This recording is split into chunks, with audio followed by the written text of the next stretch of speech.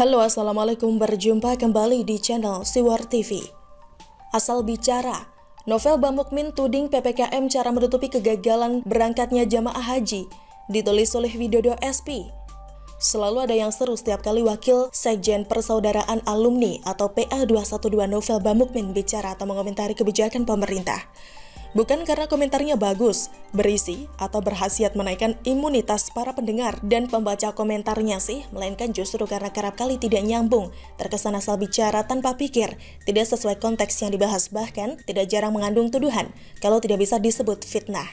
Seperti saat dengan bergaya si novel ini mengomentari soal kebijakan pemberlakuan pembatasan kegiatan masyarakat atau PPKM darurat yang diterapkan oleh pemerintah sejak 3 hingga 20 Juli 2021. Dengan entengnya novel bicara begini, seolah tanpa saringan dari mulutnya. Memang gak ada penghalangnya kok ya.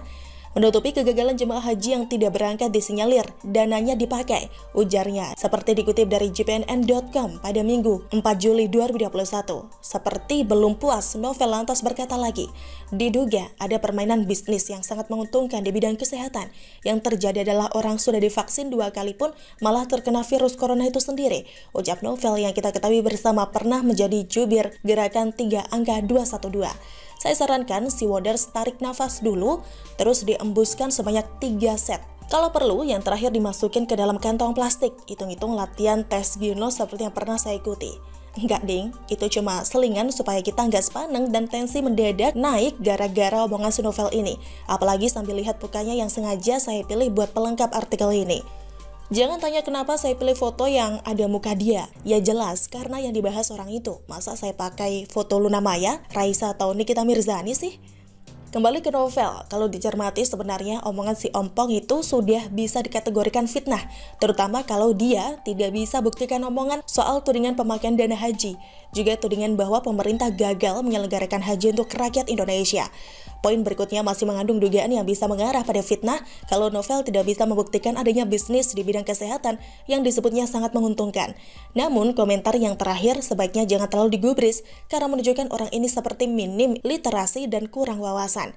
Bagi novel, orang yang sudah divaksin 2 kali seperti diharamkan untuk tetap terkena COVID-19 alias jadi kebal seumur hidupnya.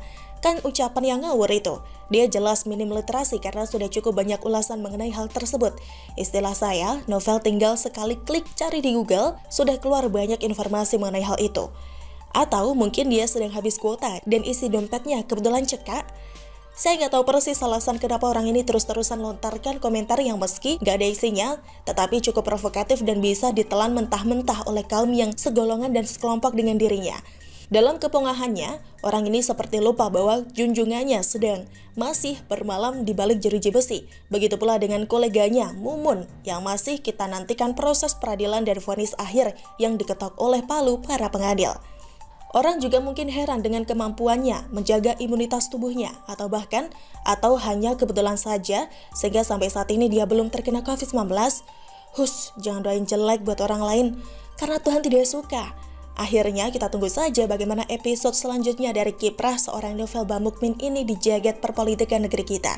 Namun yang jelas, mengingat nama depan orang ini bikin saya ingat sosok lain yang kebetulan bernama depan sama, tapi berbeda nama belakang, juga beda nasib. Dan sekalipun peluangnya tipis, izinkan saya berharap orang ini bisa lekas tersadar sebelum ada jeratan kasus yang membelitnya, karena kenakalannya sendiri. Kalau sadar masih di ruang bebas kan lumayan bagus ya kan?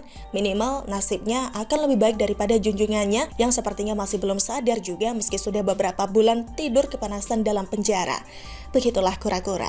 Bagaimana menurut Anda? Silahkan tulis komen Anda di kolom komentar. Jangan lupa untuk like, subscribe, dan share. Siwar TV pamit, sampai jumpa. Wassalamualaikum warahmatullahi wabarakatuh.